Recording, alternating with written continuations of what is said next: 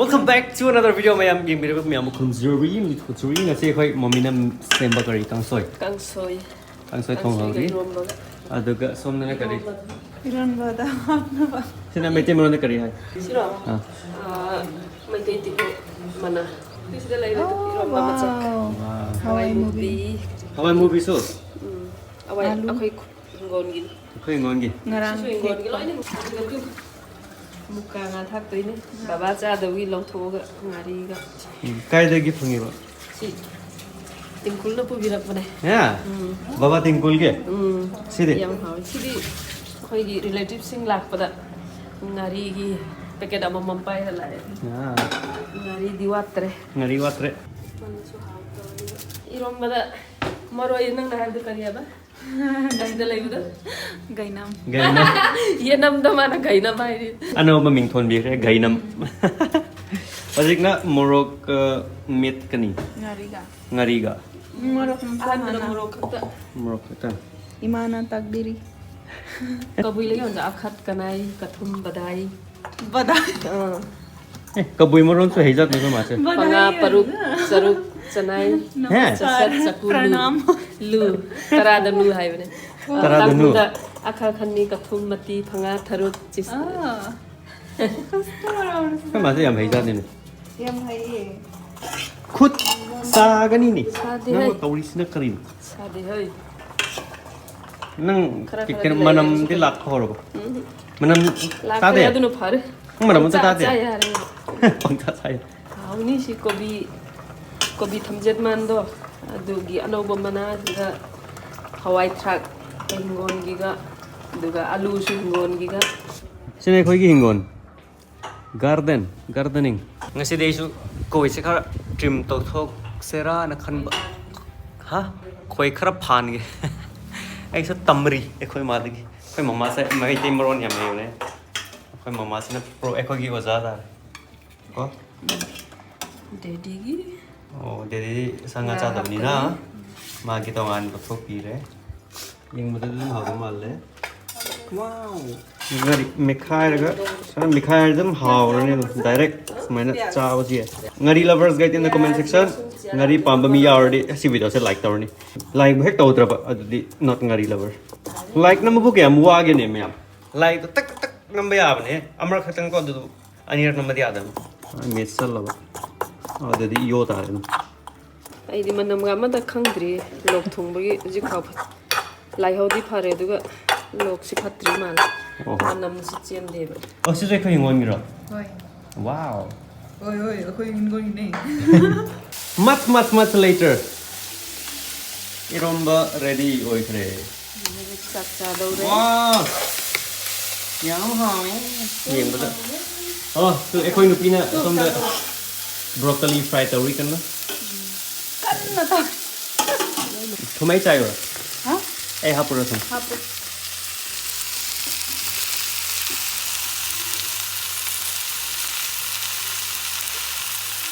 Ya ta man lagi ni. To kha pa di yar. Yan lagi. Morok do. Morok chai ro. Tum khasal lo. Yare ni. Sara ka ha. Sara sara ri hao ban. Ajay khoi chak ta mo tam moi re. Pung sina loi na mak ta re. Pung 12 exact. Pura 12 chak char se. Kar se mayam hado. Kari? Hado. Kana? Ji. Suraj. How do? Ha. how do ba na Hado o. Hado o. Nang how do? Adudi yam patre. Am here nang de. Hydre. Hate ga na. Kari no kan bono. Maya kigat. Kari maya kari. Maya kigat no. Higat kana te higat kana. Yayura. Yayu. Khang na yayura. Yayu te yayu ra ha ga. May te maron kati yam mayam chap manay mo may te maron. sak ma Chak mana? May ko do may ngange ba. Ni mo. Marak da nga ga ga. Marak dangang bagi. ngang begini Hate. Haite. Sak saw matam mo re mayam khoi gi mathel se kar introduce story. Sina morok met pan ngarang gi aduna loi tore kitang kakaire aduga sisu mam sena kari hai hangam mulado adugi maru hangam mulagi maru ne adu aluga adu sena kangsoi ne nga hapa adu sena iromba sena broccoli nate broccoli ka hangam maton ga oh adu ini confusion broccoli ka hangam maton ga adu sena ko lagi nga hapa ba confuse hoy ko mete maron se chap mana ba word yam ne mai de chap mane Manasu leaf oil manai khara ye hapradi manai oil. mukbang sorry mam habra yam ha manam tadri Manipur pura Manipur gi dish ne ha manam tadri si so adugo ha oil okay na ba phawagi habra chak chapal lore pung baroga kunthra manga tare ajik khoi packing to ba horani khoi dili chatnawa Delhi chatnawa Thourang taurasi Thourang hoi adu nang kari kari pu toina leiba makhai puraga chatkani yes yamal ni tu summer gi diloina pura batabani ne winter ki pura se ba winter gi di puroise summer gi ani suit pure di lore aduga aigi khongup mayam so hoi khongup mayam uniform pending ai leine pending ai magi thabak na to bagi muk chattoine ba do transfer lo ba yabra ying doine yaraga di som doine transfer lo rani yare yadar kana thabak change to lo yadar di thabak do change to ri som da transfer lo ba yana ba to rani jiksena sai mathak bagi suitcase lo to lo dharani kana light on tabra aina karigi ngan na ba min nang sa una ba log da tasakte ni chalo ada na sa pi ne ai gi husband tare di sire ama as sidi ma thak da le re ne wa sare hare maninda I think ama super putho duko usi or kaise kari lo ni podcast api hot case to khoina asi mathak thambran sai thambra lay ramgani ai ya bani isai sak ya mane haiba lila da moina ngangudu tauba Thourang se khoina chat ke do bodo kadai da thamramgani ibaga nang no kuno ai no kani lila ni lila da mai da ni am bingam bra lila dang mana ipabu to virisi ai thaja bi de nang am lila ying ma ba le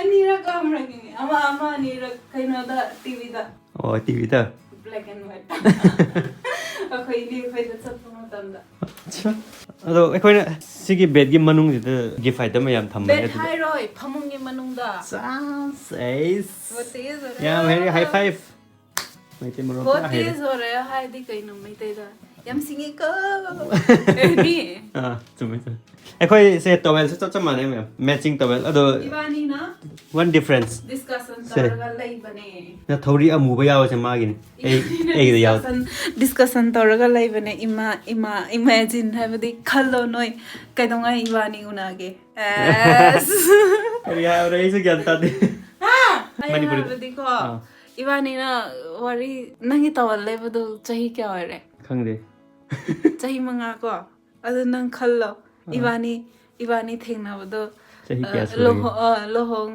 hojidi lohong kreda na adu ibani nungsimina bodo chahi kya khangna bo ramgani hoi guess to guys in the comment section to chak pa missing lai ramgani na amani chao mawalo de yawan kari no khangde acha asigi su khangde nang kari khangde kamai na ra lai bang ra aingonda pukning wan ge dawra nang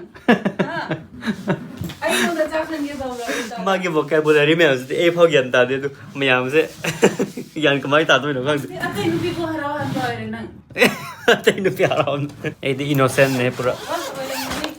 Oidaba padaba innocent yamna. Asmai tawa innocent. Midi smai straight oeva innocent oeva. Madi smai tawa.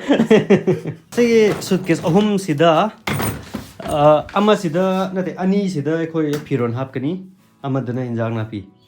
Sida injang napi. Sida. Injang na pi puyol ji apne. Pugani amana piruk haidi kari. Hoi piruk chumi. Piruk Manipuri digi haibra piruk. Piruk aduga yuklai. Ha? Kere ninguralai. Lukhoi bi. Lukhoi bi. Lukhoi bi. Lukhoi bi. Aduga maware. Aduga Hangam matoi. gundruk. Hangam akang boire. Aduga hangam. Hangam akang batu gundruk. Hangam angangoy ba? Hangam. Kang ba na angangoy ba hangam? Hangam maton. Hangam maton. Ano kita ba? Ano Ngay ba? Ado ani hoy ko. Aduga atay di gyu. Manipuri dadi? Khangde gi ha ma. He, gi hay de. Sangom na saba. Khara ahanoy ba? Ado ngakta. Atay di puro isa ko. Ado dise chawmali. As anang khan ba do asuk puge daw natte asuk yam puge daw ne. Hangam na asuk yam ba, piruk na asuk yam ba, aduga lukhoi bi na asuk yam ba. Okay. Adu di than rani. Okay. Ado de lukhoi bi se thiba chat patar ne. Hayeng Thursday da. Hoy. Okay. Thursday Manipur degi kare haige. Ado de isu khangde. Thursday se kare hai da. Sogon sen.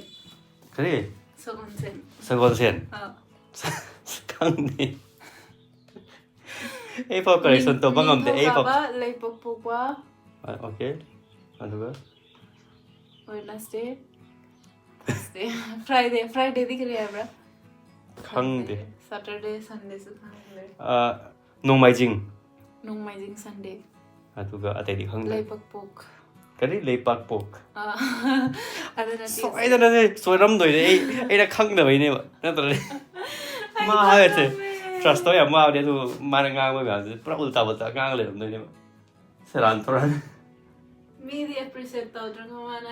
Yam heye koi no pi si yam singe yam heye. Ko. Yam heye ko. Sigma fake di pam de dai su di bungo. Fake na te. Yam heye re. Price pi ba ne price.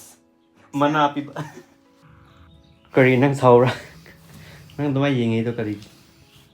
Aina khan budi nang video tawroi ra he khan mane ba do video do tawram bagi aina Sounding ba? Kari ki sounding ba nang di hara ka dam. Ke ibali gi channel se da engon da mina hangbi dire ba. Nang ya ta ha le tu nang na hara ka dam. Inam ma sem phaje yam phaje ha le me na. Nang so na ta dai gi nu pasu yam phazam ni da. Adu nang gi mit ta khak ta ne phaje ba se. Na da mai emotional oi go no. Sing bagi nang yam phazai. Thank you. Mayam give me the chak mi so lai bane ko. I laugh for zikmin lai bawani. Yeah. I want to see only chips. To so lai bane ai go ye.